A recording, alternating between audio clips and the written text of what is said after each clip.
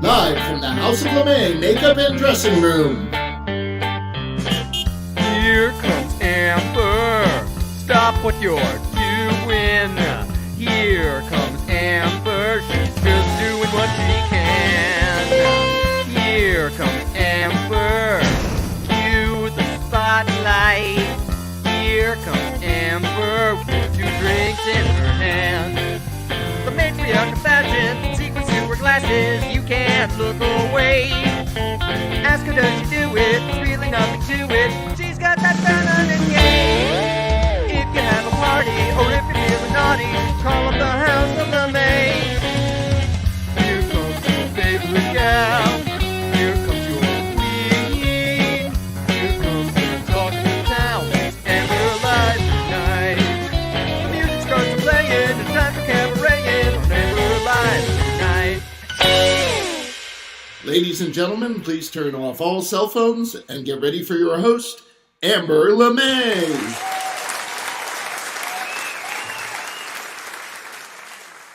It is very important as the host to make sure that you keep the party flowing and not disruptive. And so you want to make sure that you know your guests. You want to make sure that everybody is comfortable, but it's also okay for you to put a no politics rule in place.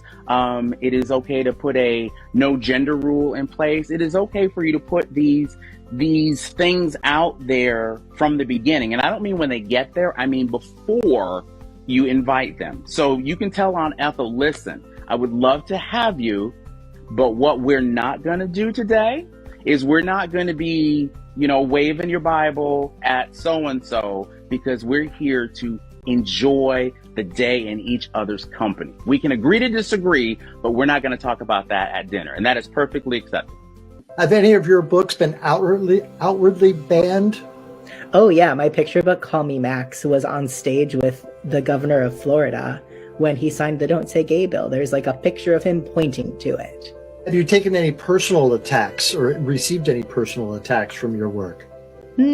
Nothing overwhelming, like some awful emails, some nasty messages, some terrible things that I'm tagged in, but nothing so far that's been unfortunately out of the ordinary for any queer or trans person who's in any way in the public eye.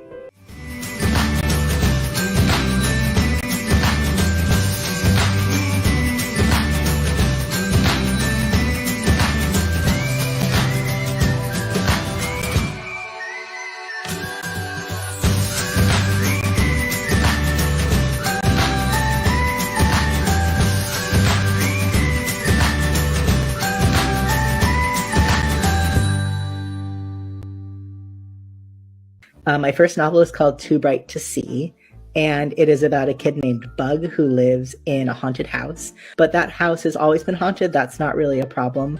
But then when Bug's uncle, who is a drag queen, dies, a new ghost shows up, and we have to figure out who this new ghost is and what it's trying to say.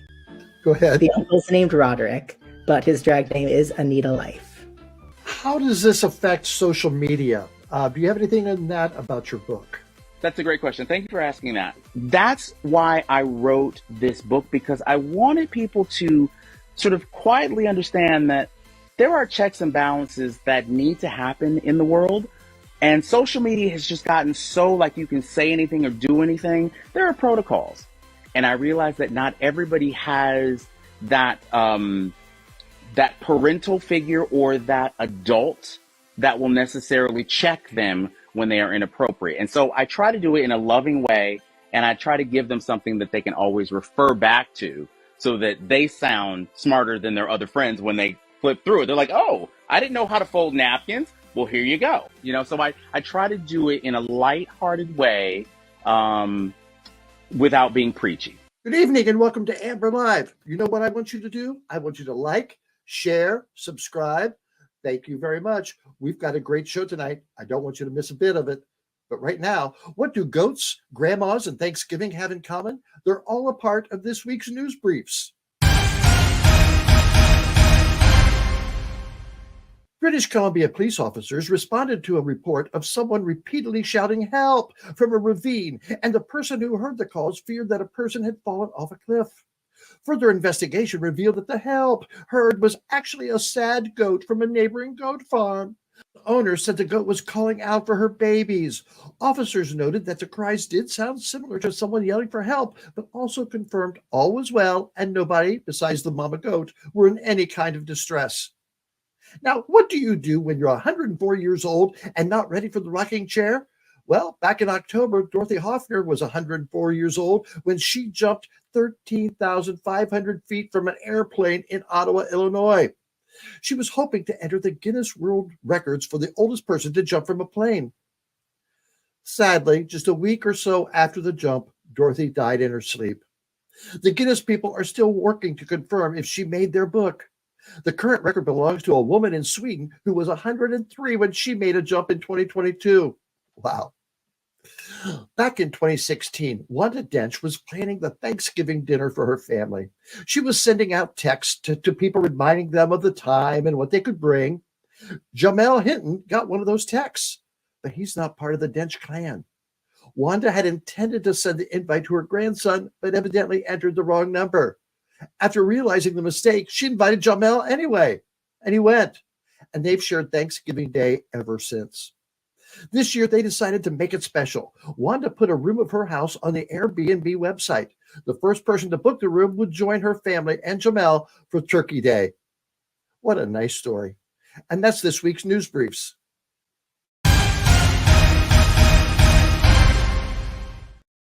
All right, let's talk to Russell. Russell, come on in.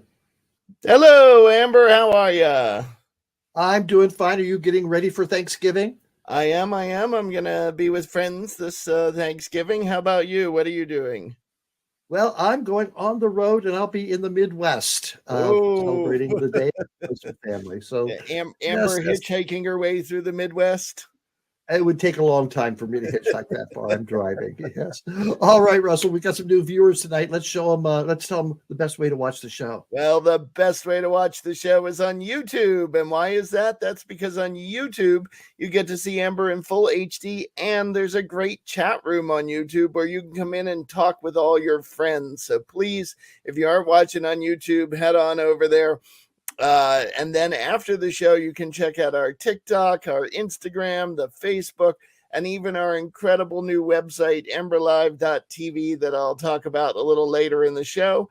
And if you can't watch all of Amber, you can always listen to Amber on the Amber Live interviews. Just go to your favorite podcast distribution source and look up the Amber Live interviews, and you'll find each interview cut out from the full show and put up as a podcast. So Amber is everywhere. Yay. How many interviews? I mean, we've done 170. This is our 173rd show, so well over 200 interviews. I would, if not more. I haven't counted each individual one, but there's a lot of them. Yes, a lot of material. And there's one other item you want to talk about? Of course, that's our bustiers, who we love, and thank you to all our bustiers first and foremost.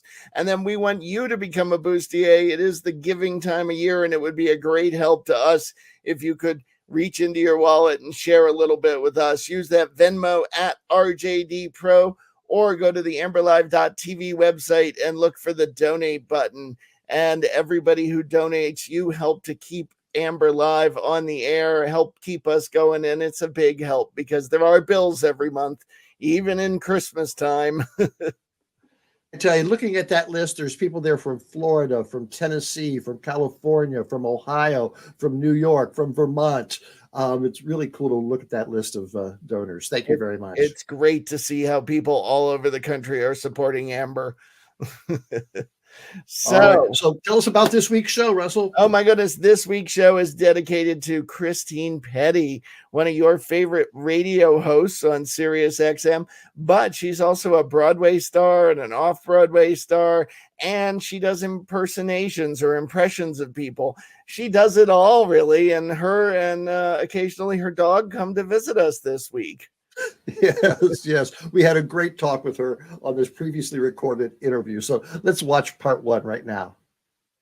Christine Pedi has been in and around Broadway since 1998 with her debut in the musical Little Me. After that, there were other musicals and plays on and off Broadway. Known for her impressions of female performers, she showcases them in one-woman cabaret shows, reviews, and benefits. You can hear Christine Monday through Saturday by listening to the show on Broadway, streamed on Sirius XM. We have a lot to talk about with Christine, but first, here's a clip of some of her work. Sorry, I cannot hear you. I'm kind of busy. I'm kind of busy. I'm kind of busy. Sorry, I cannot hear you. I'm kind of busy. Just a second, it's my favorite song they're gonna play. And I cannot text you with a drink in my hand. You know what I mean? You should have made some plans with me. You knew that I was free. And now you won't stop calling me. Well, I'm kind of busy. Stop calling, I don't wanna think anymore. I left my head and my heart on the dance floor. Stop calling, I don't wanna talk anymore. I left my head and my heart on the dance floor. Stop telephoning me. I'm busy, I'm just at a party. And I'm sick and tired of my phone ringing. Sometimes I feel like I live in Grand Central Station. Tonight I'm not taking no calls, cause I'll be dancing. Tonight I'm not taking no calls, cause I'll be dancing. Stop calling, I don't wanna think anymore. I got my head and my heart on the dance floor. Stop calling, I don't wanna think anymore. I left my head and my heart on the dance floor. I was making lasagna for Michael Jackson, Elizabeth Taylor, and Halston. Beyonce's sister friend, congratulations! Gene Kelly, Fred Astaire, Easter Parade. Couldn't you have to? No, Debbie Reynolds. Did you get the baby gift I sent? Yeah, it was by Halston. You know, red is the new navy blue. It is true that the child of my daughter. And I call her up and I don't say a spot. But she lives in the naked bomb and I'm going to pay for the job with a bottle of thought. Look down, don't look on me in the eye. Look down, you're hell to die. At the end of the day, you're another day older, a complete chore. That is all you can say for the life of the poor.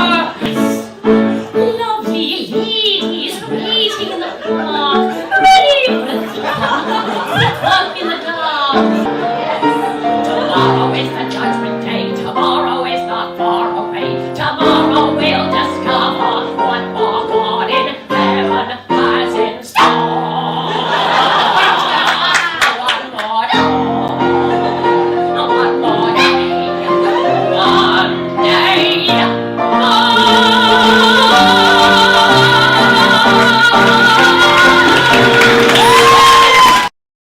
Amazing. Christine, come on in.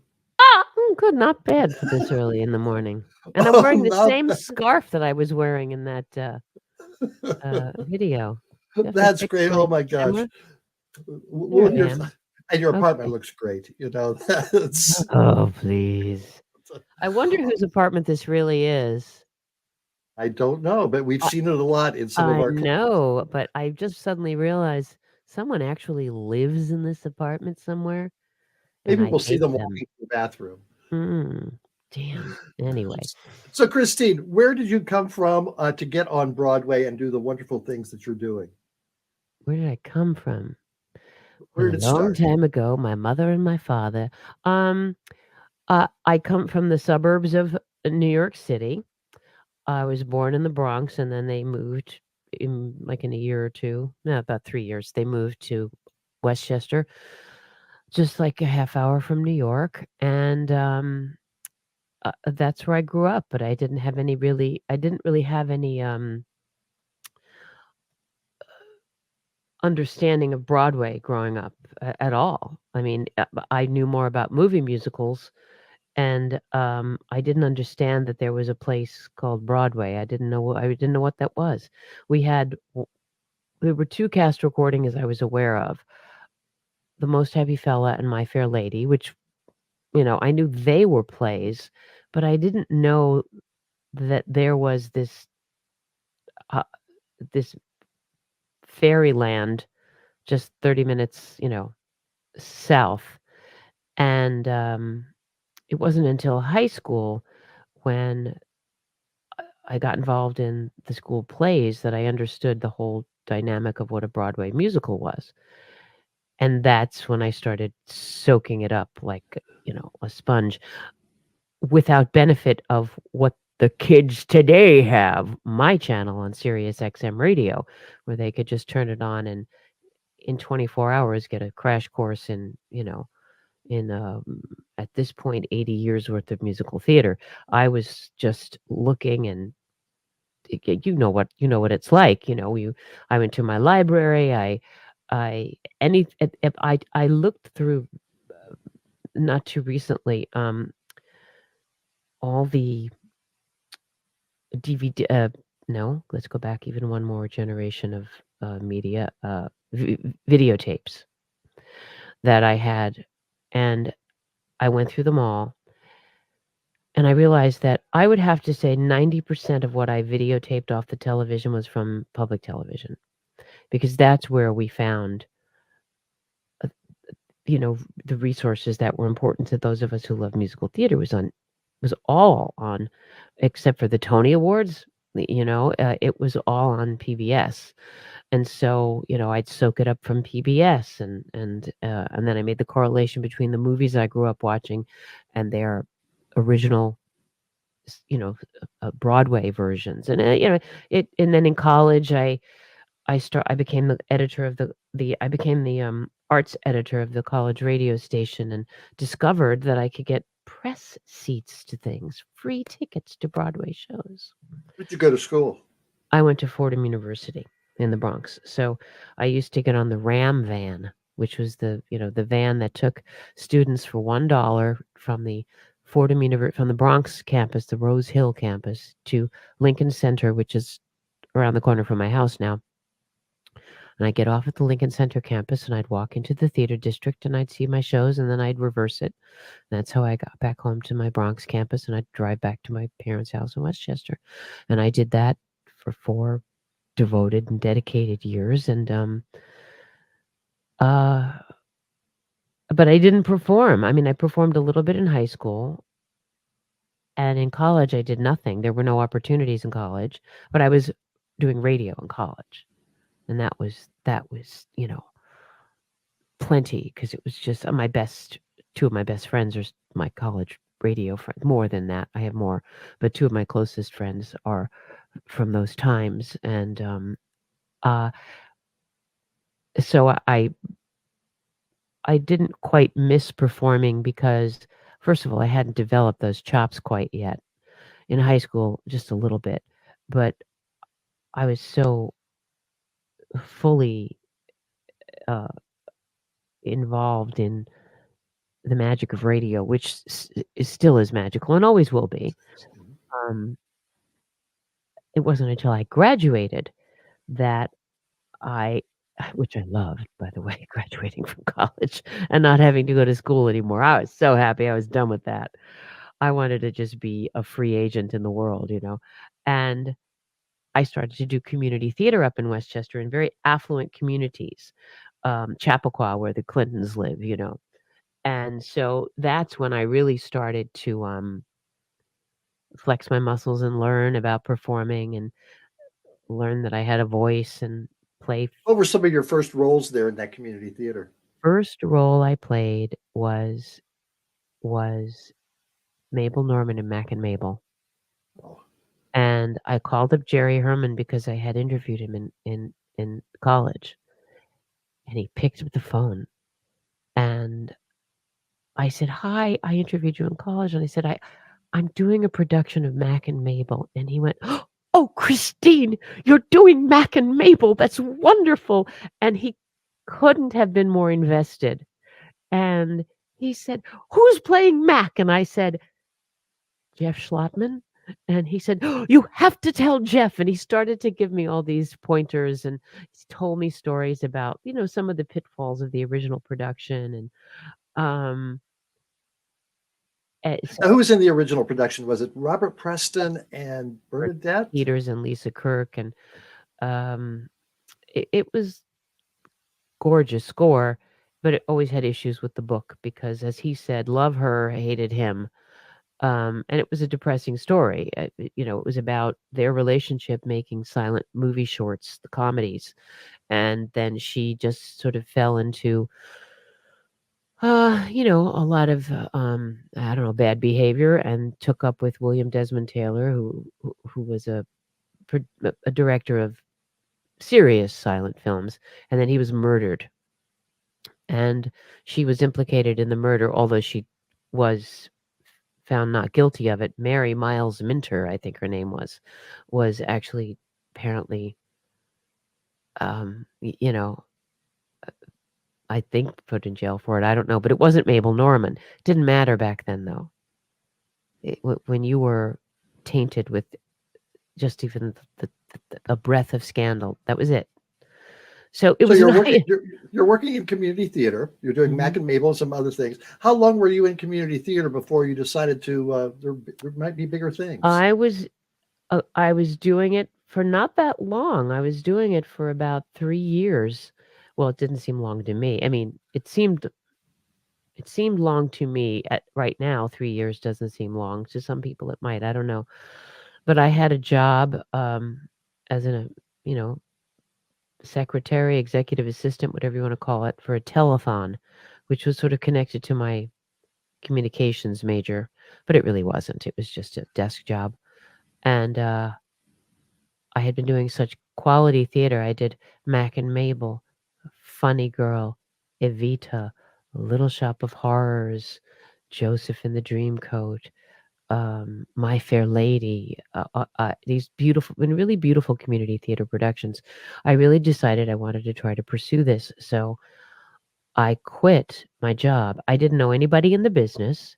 I had one friend, John Tracy Egan, who was my Che in Evita, and he was off in Zurich doing Cats in German Swiss. And he was the only friend I knew who was in the business. But other than that, I didn't know how to do it. I just got backstage and showed up at every open call you could possibly imagine. And I did that for over 5 years. And I mean, I got 2 jobs.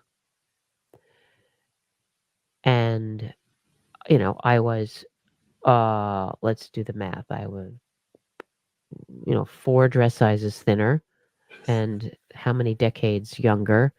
And it just couldn't get arrested. And I went to every open call you could imagine.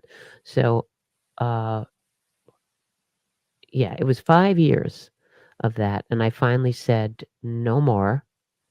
I'm not going to go to another open cattle call, non-equity, of course, no agent, no credits. No agent would see me without credits. And I just said, I'm not going to do it. I'm not leaving the business. I didn't say that to myself. I just said, I'm not, I've given as much energy to this pointless process as I am going to.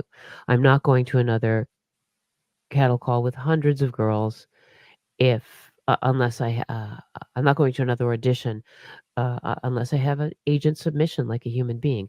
I had no idea how that was going to happen, but I just said, that's it. No more cattle calls. And it was just like I put down my burden. I just didn't know what didn't have a solution, but I no longer accepted the problem. I was I was no longer going to live with the problem. That was it. The very next item that I read in Backstage was for an audition for Forbidden Broadway. Now, I always knew that I probably might have been right for that show. I don't know why. I just felt like I might have been right for it. And it was an open call, but it was Forbidden Broadway. And I just felt like there was I don't know. So I just looked up and I said, okay, but this is the last one. And it was the last one. And I went, and there were 200 girls, and I was their first choice. And First, let's explain what Forbidden Broadway is, and then tell me about your audition. What did you do, and what did they have you do? Forbidden Broadway is a spoof, musical comedy satirical review done at the time, and it's moved to different size theaters, but it was done at a cabaret space where people were drinking, and it was small and kind of naughty, not naughty in a dirty way, but just like people were saying, scandalous things about the theater. And it parodies the music with parody lyrics. Broadway shows, Broadway stars, Broadway trends. And it had been running almost 10 years by the time I got involved in it. And my audition was I sang Shy from Once Upon a Mattress. Then they asked me if I did any is this thing on? Yes. It is. Okay. They asked me if I did any impressions, and I said, well, not really. I do my Italian grandmother. And they said, okay, do her. And I did. And then they said, do you do Carol Channing? And I went, well, everybody does Carol Channing. And I had met her because I volunteered backstage at a big tribute to Julie Stein at Avery Fisher Hall, and I had escorted her to her dressing room, and she turned to me and she just said, and what is your name? And I said, Christine. Well, I'm Carol Christine. And I just about died when she said my name. And they loved that. And then they asked me to do a little Ethel Merman, and they sent me home with an Ethel Merman and a Patti LuPone and a Barbara Streisand. And I came back and did the best I could, which at the time was fine, but it wasn't terrible. But I was always funny. And I was cast, and I did a 3-month bus and truck tour, pretty much all one-night stands. We had a few 2-night stands, and we only had 5 days off where we weren't traveling or performing. It was, but I saw 46, excuse me, I have the hiccups, 46 states. Wow. The hiccups. And so it was a wonderful way to see America. I mean, from New the hiccups. It's so funny. All right. We're going to take a little break here. You get a drink of water, and we'll come back because I want to talk more about your impressions. So we'll be right back with more with Christine Pedi. I just love these backstage stories, and we've got plenty more coming up. But first, Russell, come back. Oh, shit. Well, we've got more theater stories from Christine Pedi. But first, let's bring Russell back in. Oh my goodness, we love listening to Christine's stories, and she has a lot of them. What a wealth of experience she has! Just years working with Broadway and off-Broadway people. And it started in community theater, and that's the great story I love. All right, what's coming up, Russell? Well, there is so much more to come. There's parts 2 and parts 3 to Christine. We'll have a Rusty Peen classic this week. And we've got Rocco, of course, and Boog and Shug. So there's a ton left to come. So don't miss it. But I do want to mention that it is that time of year when everyone should be out, or probably will be out shopping soon. I know Black Friday is coming up soon. But we have a store, and if you haven't heard me talk about it before, we've been adding to it. There's so much on the store. We've got these great Pride logos. We've got In Drag We Trust. We've added Don't Tread on Drag based on the Gadsden flag, which comes in a variety of products. There's also these fun bear claw and dog paw shirts that have an all over print to them. And for those of you who have a mama that loves you, or a woman in your life who loves you, there's the Don't Mess with Mamasaurus Rex t-shirts that we have, and they come as candles and tote bags. We've added a total of 75 products to the store right now. So go check them out. You can quickly finish off all that holiday shopping and then sit back and just enjoy some eggnog and whatever holiday movie you like. So please go check out the store. It's all on amberlive.tv. All right. Very good, Russell. Thank you very much. Now let's go to part 2 of Christine Pedi. We're back with Christine Pedi. I want to talk to you about your impressions. So, do you consider yourself an impressionist, a female impersonator? What is your title? I I consider myself an actress or a musical theater performer, Okay.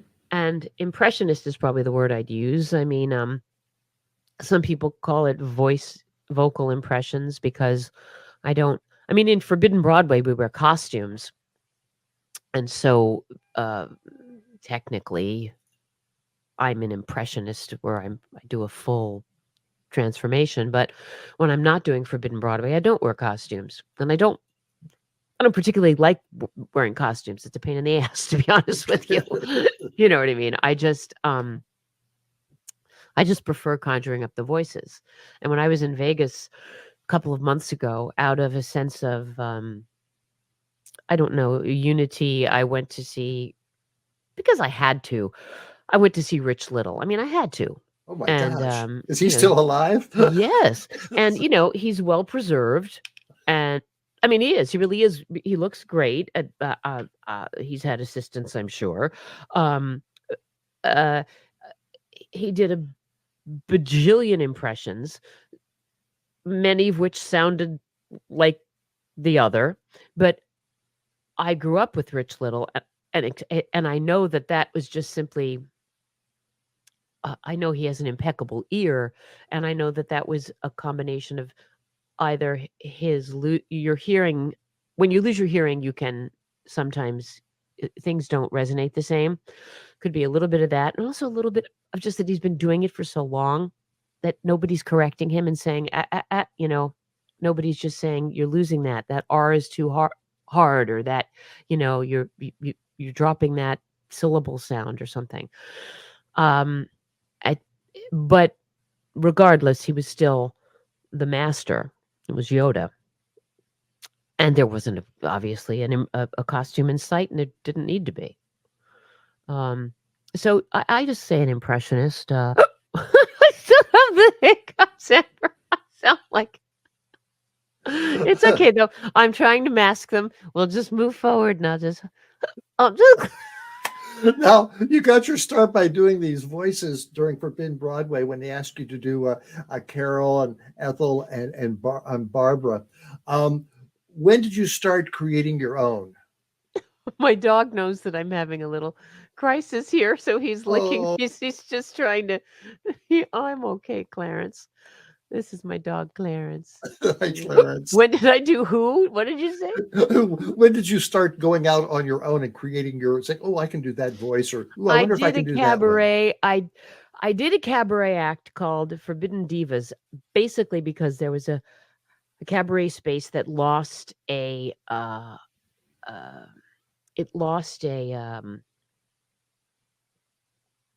performer, and they needed to plug somebody into this spot. And I said, geez, I could probably put together an evening of Forbidden Broadway songs because I know them all. And so I just did an evening of all Forbidden Broadway songs. And it was all Forbidden Women, obviously. And I thought, well, what's the next show I should do? Because I can't do, it was hard. It's a lot of singing. Because in Forbidden Broadway, I sing a song, I go change my costume, and 2 other people do a song. And then I'm on every other number, every third number. But to do a full 75, 80 minutes of nothing but vocal impressions is very hard on the voice. So the next show I did was called Great Dames. And that was an evening of songs made famous by great ladies of the stage and screen. So I could sing some great showstoppers or some real funny numbers. Or I could also do songs about those women that were impressions. So I kind of did a hybrid. And I wanted to do a grand finale. And I decided to do I Will Survive as about 7 or 8 different women, and I threw in some that I'd never done Forbidden Broadway, like Betty Davis and Eartha Kitt and Katharine Hepburn and Joan Rivers, people I'd never done before. And so that's when I started just throwing in some of those people, like just out of my own You do several mashups. There's that one. There's the one of my favorites is your 12 Days of Christmas, and Yep. each day has a different female character, and then you Right. go through. How difficult is it to switch those? Because when you do the countdown of the days, you're going from voice to voice to voice to voice. It's not hard. That's not hard at all. It's hard. Sometimes it's hard if the character's new. Like I'm working on Jennifer Coolidge, and I don't know how to get it right sometimes. It's not right yet. There's a sweet spot in my voice that when I hit it, it's impeccable, but I can't find it. I'm not sure where it is yet. It's driving me crazy. I bet. And so if an impression is new and it's not a easy one for me, then it can be a little difficult. But uh uh but no, it's not. That's actually the easiest thing to do. You do all the standards, the Carol, the Barbara, the Ethel, the Liza, Julie Andrews. They're all standards. You are developing Jennifer Coolidge. Any other newer people that you can? No, there's really to? there's not a lot of new. They're not as eccentric as the old. Patti LuPone is the newest. Patti LuPone and Bernadette Peters, they're not new, but they're still alive and kicking. Yeah. I don't. I guess I've never really spent much time doing Idina Menzel because you have to do high belting you don't necessarily have to do high belting to do her, but because I don't belt that high, I just figure why bother. But I could probably do Idina Menzel. I could probably do Kristen Chenoweth again, but my voice isn't that high. But I could do a essence of her. I don't know who. I mean, Audra's. And the funny thing is, I know some of these people, so I didn't know these other women. I didn't know them. I knew them after I did them, but I've known a lot of the Broadway leading ladies. I don't know them well, but I certainly know them socially, and it is a little weird. It is a little weird. Is there anyone you thought, oh, I really want to do them, but you just couldn't find it? Oh God, I mean, geez, I mean, I just couldn't find it because I don't have it. Like Lilias White, who the hell could be that? I mean, she's just a miracle. Her voice is miraculous. I'd love to do her, but I just can't. And then there's people that a lot of people don't know. Like Vianne Cox is a friend of mine, and I was chatting with somebody, and I started talking like Vianne just because I was saying, oh, Vianne was saying, and they were laughing hysterically. I'm like, but first of all, I know Vianne, so I wouldn't want to do it. And secondly, not a lot of people know Vianne the way they know Kristen Chenoweth, and you know what I mean. Right. And so,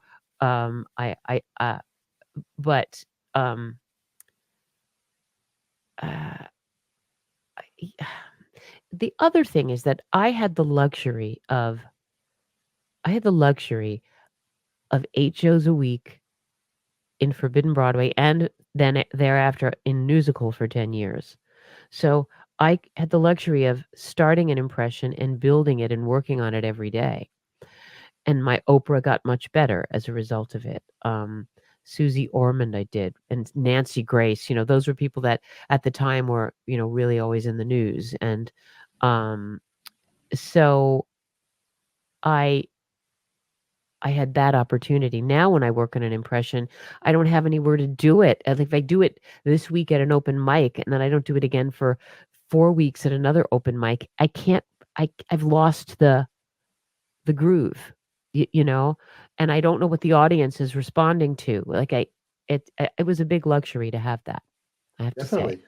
Who's your most requested impersonation? Oh, I guess maybe Liza.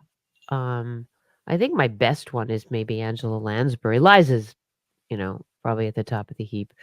No pun intended. And Angela's a very good impression, and I do Liza and Joan Rivers on the Howard Stern show. So he's a big supporter of my Joan Rivers. So I'm very grateful for that, because he worshipped her because she was very supportive of him when he started out.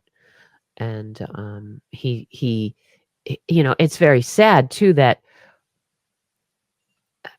already, has she gone 10 years now, maybe a little less than 10 years, and already it's not a given that young people know who she is, which is a testament to how timely and of the moment Joan Rivers was. She did, she's not on any classic sitcoms. No. Joan Rivers was just always out there doing the thing that was of the moment, like Fashion Police, and writing books and stuff. She was not on a classic sitcom. So she was a different kind of a classic, because she was just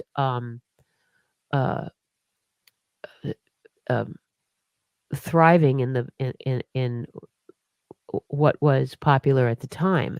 And sadly, I think that it's easy for this new generation to lose sight of how important she was, because there's nothing, unless they look at old Tonight shows and stuff, she's not connected.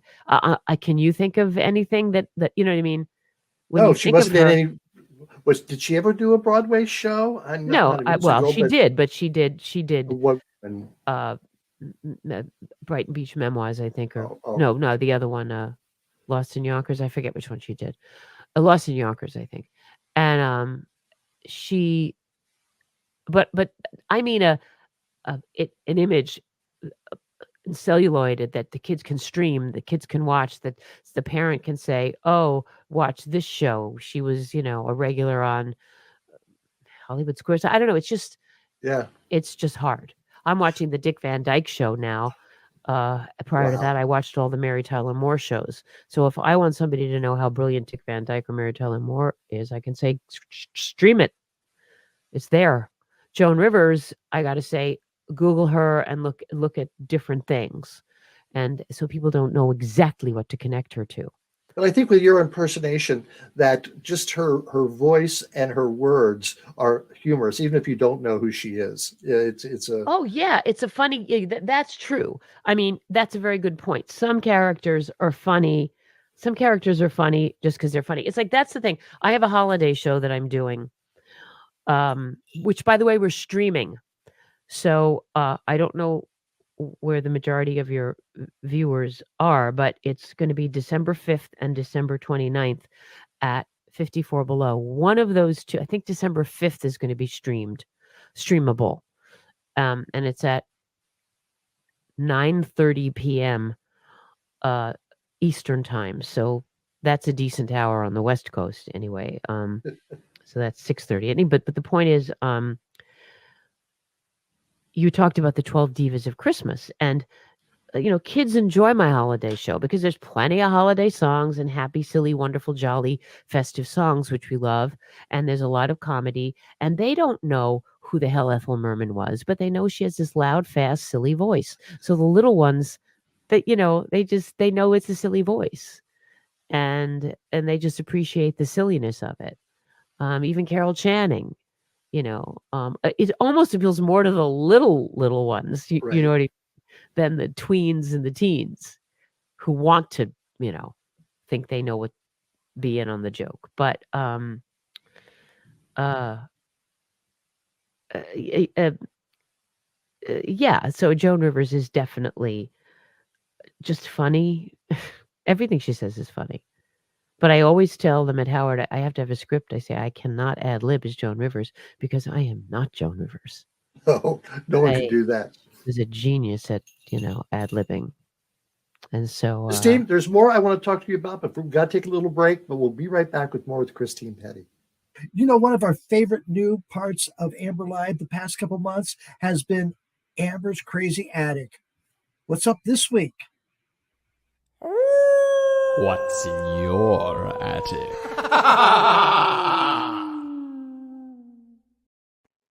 Hey, there's Dwight Scott Searney. Hello there.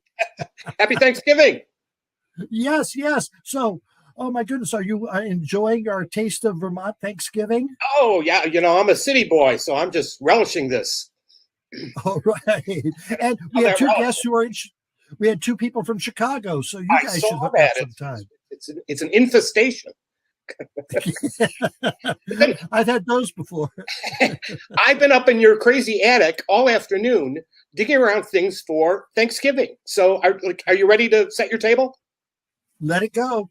Well, let's get cooking. Yeah, you know, Thanksgiving is that one special day of the year when you get together with people you only want to see one day a year. Yeah. So in that spirit, Amber and I have put together some hostess gift suggestions.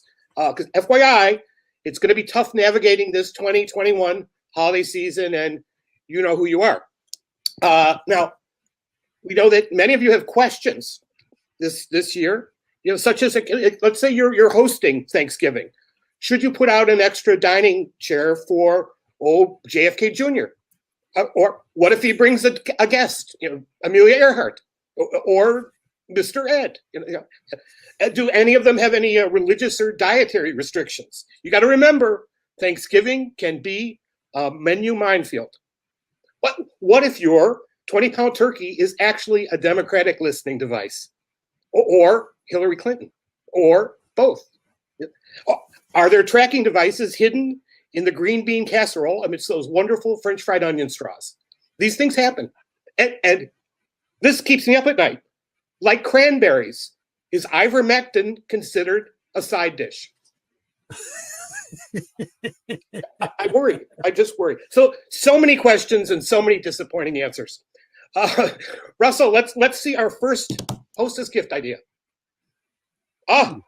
Now, if you're a guest, it's customary to bring a gift, and Amber was gracious enough to offer this Thanksgiving turkey platter. As you can see, who wouldn't want a little extra head over the holidays, even if it's ceramic? Now, Amber, I found this in your attic. Wherever did you score this old bird?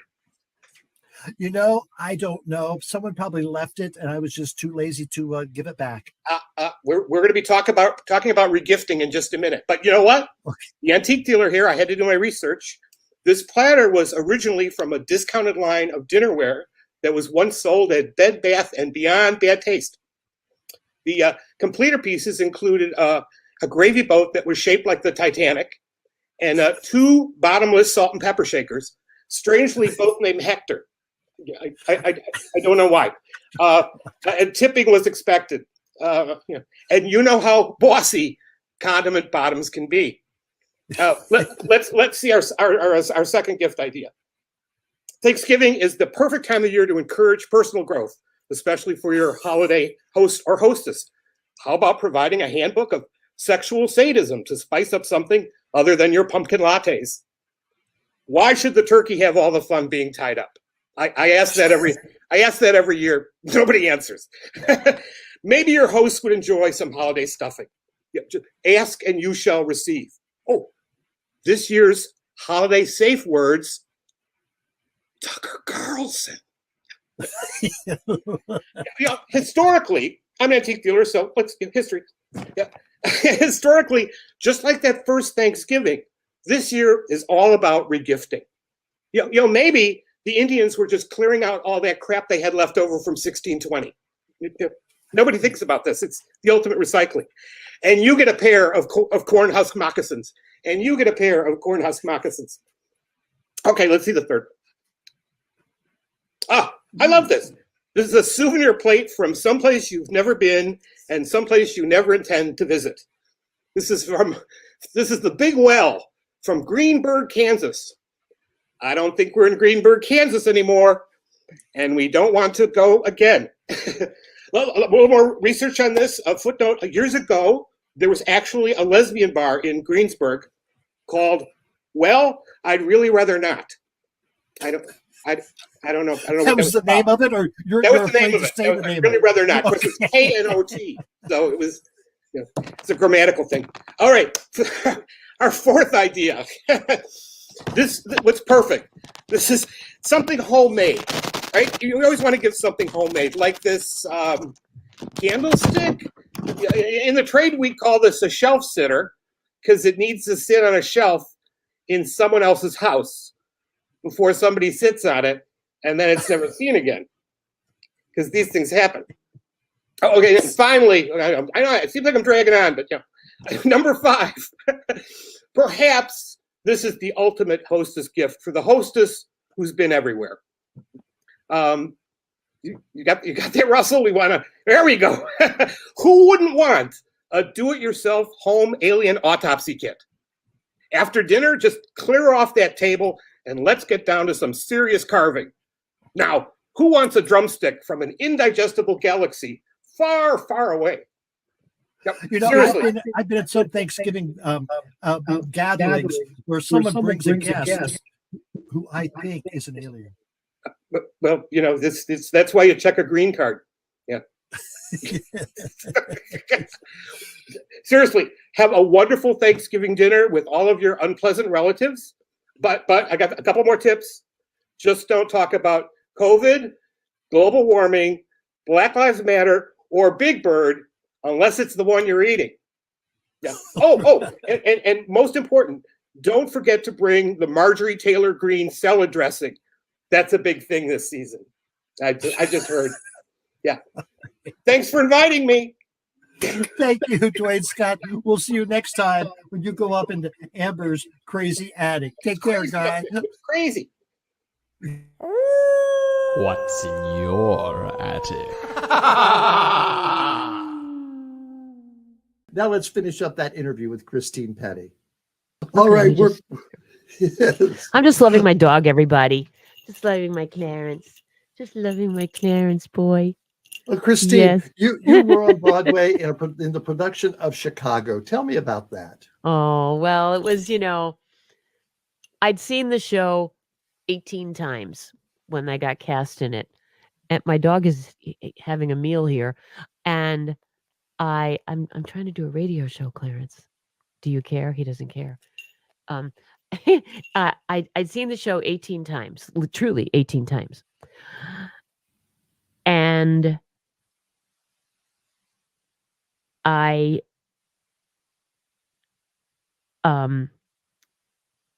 just lost my train of thought because I think I lost my headphones. But anyway, I got cast as Mama Morton. It took like 3 years.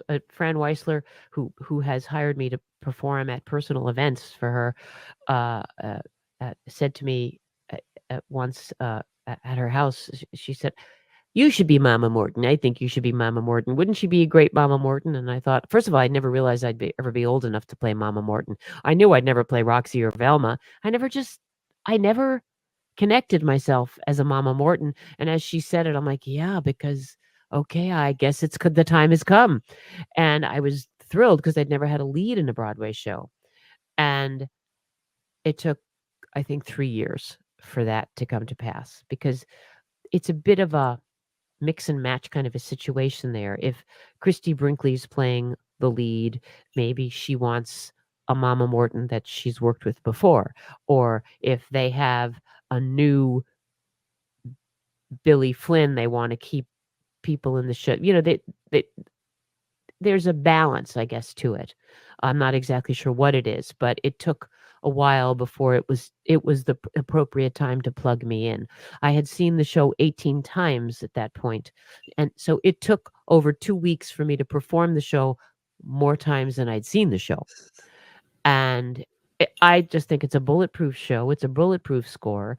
It's when you're backstage at a musical that's been running for, at that point, I don't know, 20 years or something like that. I'm trying to think. 96, 2006. Maybe it was running 18 years at that point. And a lot of the crew members, a lot of the backstage people had been there the whole time. And people are still humming along. It's just a comment to the everlasting glory that is the score to Chicago, to be sure, and just Chicago as a whole. It's Your Billy Flynn and Velma and Roxy. Billy was I started with Adam Pascal from Rent as Billy Flynn. I was lucky. You see, when you get put in a show, especially when you're only in for 3 months, which is often how they insert people for 3-month sections. And this goes for people who have very big parts in complicated musicals too. When you get inserted into a show, when you're stepping into a role, you often don't get your put in is without lights, without an orchestra, and you get the cast and you get to do the numbers and you get to do your costume changes, but you don't get to do the show with full lights and orchestra because that's Teamsters and 802 union members, and it's expensive. Now, Mama Morton's an easy part. I got to walk on, park and bark, as they say. But I was still a nervous wreck, obviously. And I was very lucky that I got to do a full put in with orchestra because they put Adam Pascal in as well. So I think it was just deemed, an economically and artistically a wise thing to do, to just spend the money and have us have a full put in. So I was there with Adam Pascal as Billy Flynn, and then he was replaced my last week or two by Alex Gemignani. That's Paul Gemignani's son, the famed conductor. And oh God, I think I had Amy Spanger was my Roxy, and Paige Price was Roxy as well. I had a lot. I was only in 3 months, but there were people coming and going. It's a great show. It's a great Now, show. during your span in your career, you were also in a few episodes of The Sopranos. Tell us about that. I got an audition and I did just a few lines, but a pivotal role. I was Bobby Bacala's wife, and I came to a very sad end. And here's the funny spin on it. It was 2 episodes, possibly more, they said. And I thought, I'm married to a freaking major character here. It's like I was very excited, but never counted my chickens because it's The Sopranos. And it's the first episode I'm in wardrobe, and the wardrobe coordinator says, "Oh, Christine, meet Aida Turturro, who plays Janice Soprano." And I said, "Oh, hi." And then I was introduced as, "This is Christine. She's playing Bobby's wife." And Aida goes, "Bobby, oh yeah," and then something happened.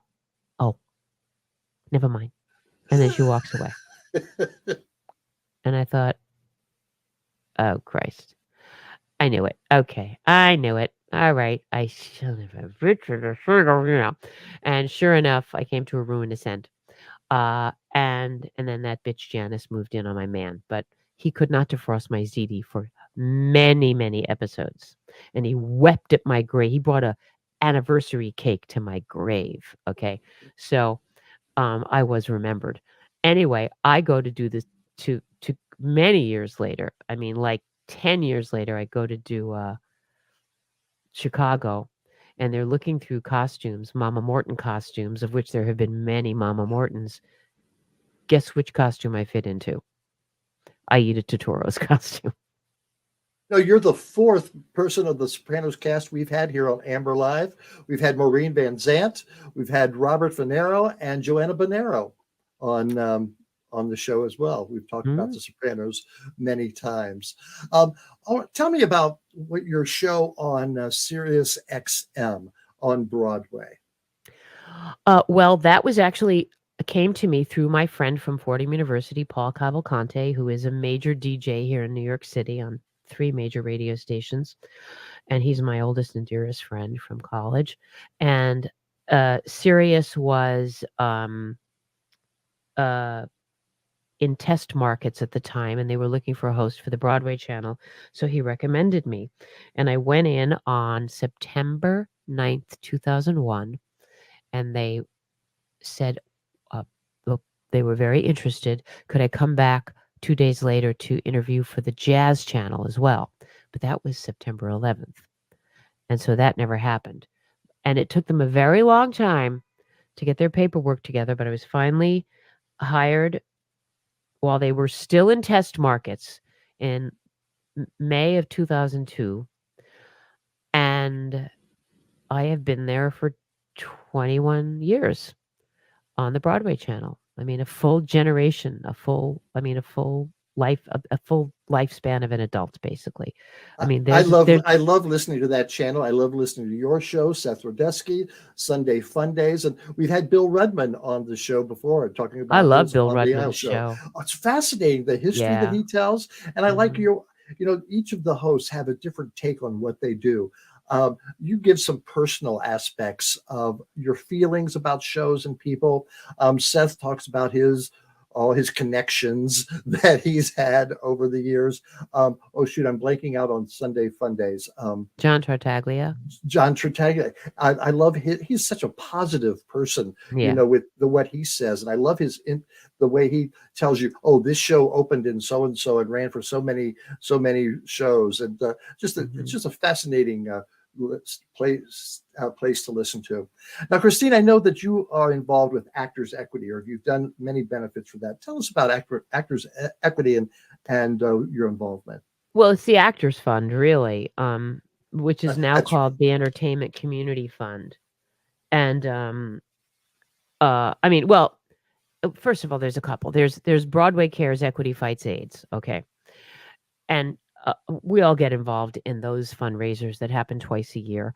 It's in December now. The Red Bucket Follies, they call it, and that is the culmination of 6 weeks of fundraising by the Broadway and off-Broadway shows during curtain speeches, and some of them just say, please put some money in the red buckets that people will be holding. Some of them go crazy, like Hugh Jackman, who sells literally the shirt off his back, and people pay crazy ass amounts of money for it. And God bless him. Hugh Jackman that guy walks the walk. He has raised so much money for Broadway Cares Equity Fights AIDS. And then they do the same thing in the spring for 6 weeks, and that culminates in the Easter Bonnets event, which is these events, Red Bucket Follies and Easter Bonnets. They're basically the best variety show you'll ever see. Any of the Broadway and off-Broadway shows that have raised money can submit and present a little entertainment. Sometimes it's a dance, sometimes it's a song and dance, sometimes it's a parody, sometimes it's a comic monologue, whatever. And it's just an afternoon rather, because everybody works in the evenings. It's just full of love, and nobody does it like us. Nobody. They don't do it like us in England. They just don't. We do this twice a year. And so that's done by Broadway Cares Equity Fights AIDS. Then there's the Entertainment Community Fund, formerly the Actors Fund of America. They changed their name this year, really. And they provide services and financial aid to anybody in the arts. So during COVID and during the writer's strike, for example, you didn't have to be an actor. You could be a lighting designer. You could be a wardrobe person. You could be a hairdresser, whatever. And if you needed some assistance with your rent or what have you, they helped. And I actually am the very grateful recipient of their generosity, because I live in an Actors Fund subsidized building now called the Entertainment Community Fund, which helps me enormously because I have a disability. I have a low vision now, and I'm blind in one eye, and I'm rapidly losing my vision in the other. So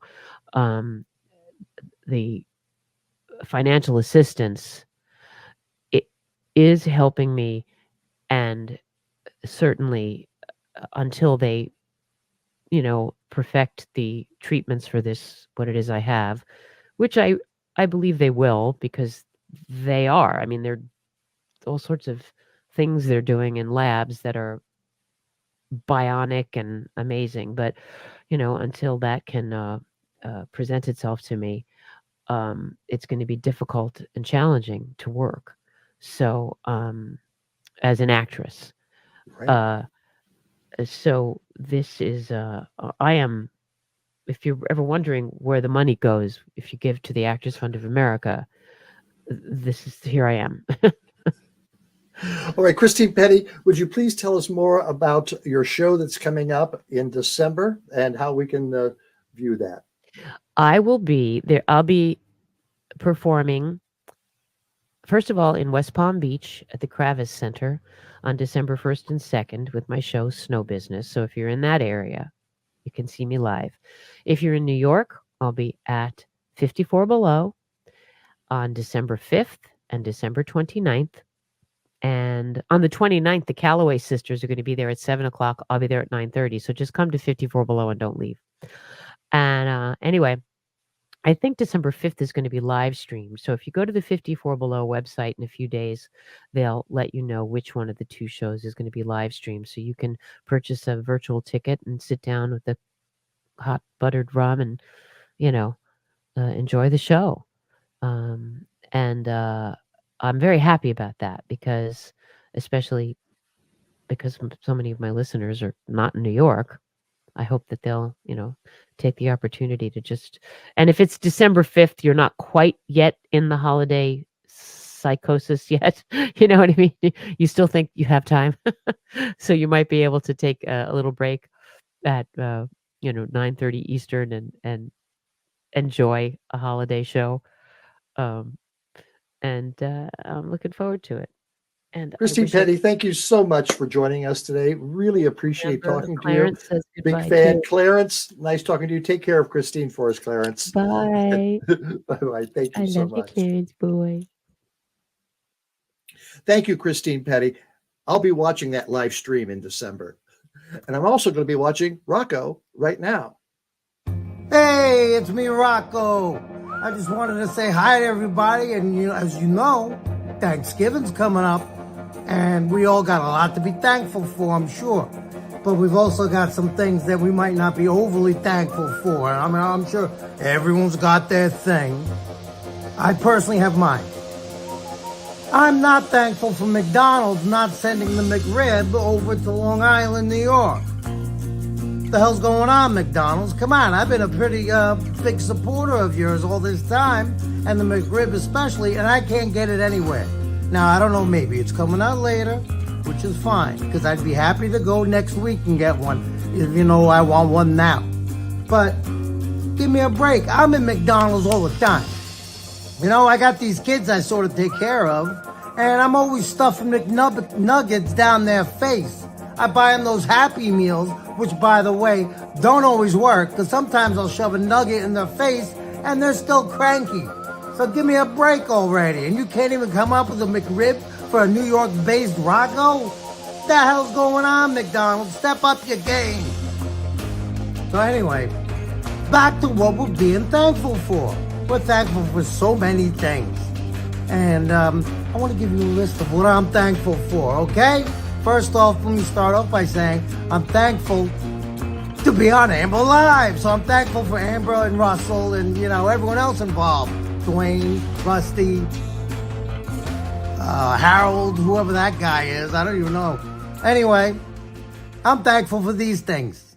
A box of crayons. I'm very thankful for coffee. I'm thankful for this bologna sandwich. I'm also thankful for brioche. I'm thankful for music.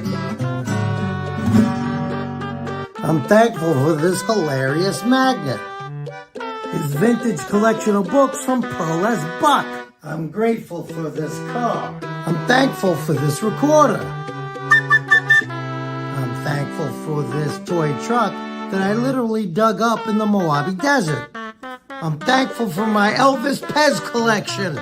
I'm thankful for whatever this thing is. I'm thankful for Ms. Batman. I'm thankful for Legos. If I ever went outside, I'm pretty sure I'd be thankful for the sunshine. I'm thankful for Boog and Shug. So mostly, I'm thankful for all my family and friends and everybody that's been very supportive, especially over the past few years, because it hasn't always been easy, I want to thank all the Amber family, Amber's crew, you know who you are, all you guys, because love, friendship, family, What else is there? Happy Thanksgiving to all of you, all right? Enjoy your turkey. Or for all you turkeys out there, enjoy your tofurkey. Whatever. Get a turduck and be happy. Love that, Rocco. Thanks, Rocco. We'll be back next week. Bye-bye. Thanksgiving will soon be here. Ooh, I love turkey and pie and stuffing and all the other... Speaking of stuffing, I once heard that Amber would... Folks, put your kids to bed. This is going strange places. Damn right.